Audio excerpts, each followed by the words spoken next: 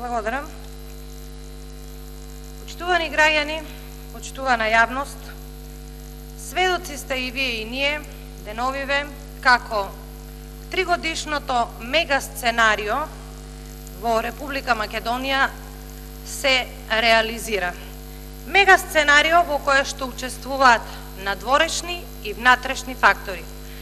Целта беше господинот Зоран Заев да биде мандатар, а од полнок и премиер на Република Македонија.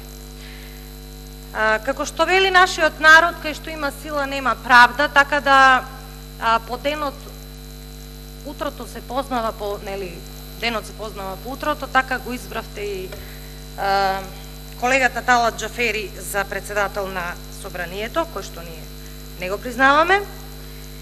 Но бидејќи тема на дневен ред е самото експозе на идниот премиер на Република Македонија, јас би се задржала на експозето и на така наречената програма за влада. Зошто велам така наречена? Затоа што оваа програма за влада по мое е обичен памфлет или една бајка која што треба да ја дефокусира јавноста од вистинските проблеми за кои што вие, како мандатар и како иден премиер, а и тимот кој што сте го одбрале, сте се нафатиле да ги спроведете нештата кои што биле неспроведливи во минатиот 11 годишен период на владење. И се би било нормално, затоа што во демократијата е нормално да се менуваат влади. И нормално еден да оди и друг да доаѓа и да си честитаме. Но не е нормално ВМРО-ДПМН е да биде победник на изборите, а СДСМ да прави влада. И вие многу добро знаете зошто е тоа така, и сите, и цела јавност знае зошто е тоа така. Ласовска благица од Свети Николе, господине Зоран Заев, ако веќе запишувате. Значи вака, како дојдевте до мандатар? Значи, визави вашата гаранција, визави тиранската платформа.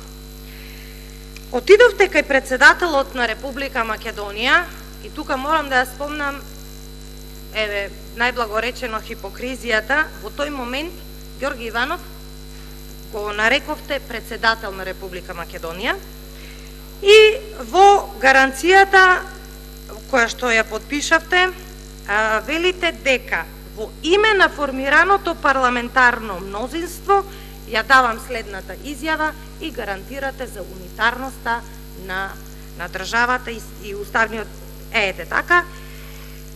Но 24 часа, мислам дека не поминаа ни 24 часа, еден од вашите коалициони партнери изјави дека тој ништо не подпишал и дека тој не може да гарантира такво нешто.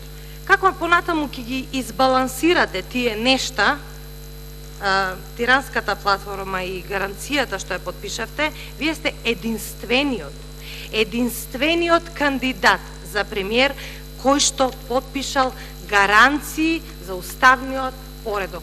Ова е баласт кој што ќе мора да го носите.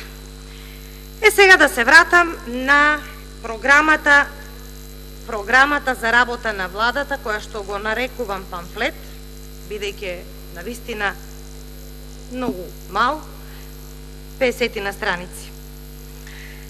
Се борите за транспарентност, правда, демократија. Видовме колку сте транспарентни со самото доставување на програмата на владата. Ја доставивте во 1 час од пополнок и ни оставивте само неколку часа за да можеме да ја разгледаме, за да најдеме одредени забелешки. Но, ете и тоа, помина и имавме време, ја разгледавме, колку што ќе ми дозволи времето, јас ќе се задржам само на неколку аспекти од оваа така наречена програма или бајка. Во делот, да речеме, во образованието, велите дека ќе водите политика за растеретување на наставните содржини, намалување на оптовареноста на учениците, а за сметка на тоа учениците ќе се фокусирале на математика и јазичните предмети.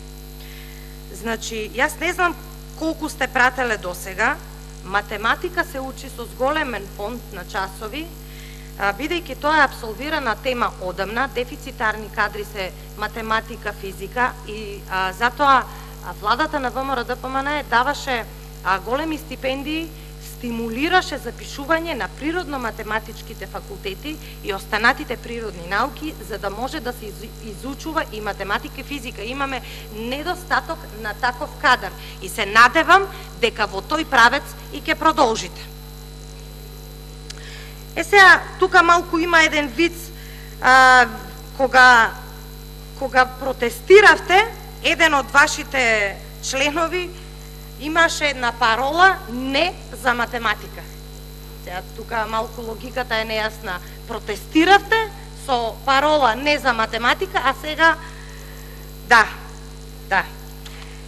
Понатаму велите дека ќе го укинете екстерното тестирање, се надевам и знам дека тоа ќе биде дел од идните закони кои што ќе следат, популистички, но не ви верувам дека ќе го укинете, затоа што во програмата велите дека овој начин на екстерно тестирање ќе го укинете, а вие ќе си воведете ваш некој посебен начин на тестирање.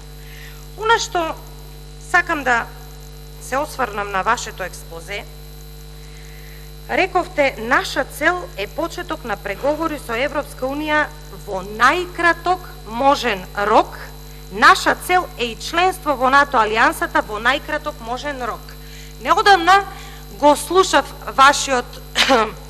вашата интелектуална обланда, кој што исто така рече, мораме до крајот на годината, како ќе правиме, не знам, со БЈРМ, со ова, со она, ние мораме до крајот на годината да влеземе во НАТО. И ВМРО-ДПМН сака да влеземе во НАТО. И на нас стратешки определби ни беа тие, но кажете ми, не мора мене. Не мора мене, ке мора на јавноста од утре па натаму да ја објасните како вие планирате да внесете Република Македонија, дали ќе го смените името и дали на стратешките места, еве нема да коментирам за личностите кои што ги имате ставено за министри, дали на стратешките позиции ги имате вашата десна рака, која што многу добро се сеќаваме како велеше дека некои прашања не заслужуваат одговор кога спроведувавте референдум за територијалната поделба. Тој начин на референдум сега во овие услови, во оваа политичко-обштествена ситуација нема и нема да може да помине. Ние затоа тука ќе останеме будни, да ги следиме стратешките ваши определби и што вие како влада ќе правите по однос на ова клучно прашање за Република Македонија. Клучно прашање. Мора да се изјасните дали ќе го смените името и каков ќе биде начинот на кој што тоа планирате да го направите. И уште нешто. Рековте дека порачувате од оваа говорница дека е доста од реваншизам и партиски отпуштања и се обврзувам на ефикасна и професионална администрација. Никој да не чувствува страв за своето работно место, да не работи под притисок на партиски уцени. Ова навистина го мислите? Се сеќаваме на 2002. Ние будно ќе го следиме.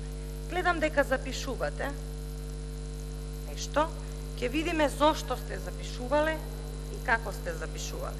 Велите дека сте за правда и дека имате нула толеранција за корупција. Неодамна слушнав една ваша изјава во која што велите дека сте поднеле кривична пријава за Бујар Османи, вие лично тоа го кажате, а сега како мандатар го предлагате за министер. Кои се тие двојни аршини? Јас немам ништо против тебе. Благодарам. Кои се тие Благодарам. двојни аршини? Сами велите на телевизија, Колешки Ласовска, давате благодарам. изјава дека Бујар Османи сте поднеле кривична пријава против него? Зарем тоа не е Благодарам, селективна колешки правда? Ласовска.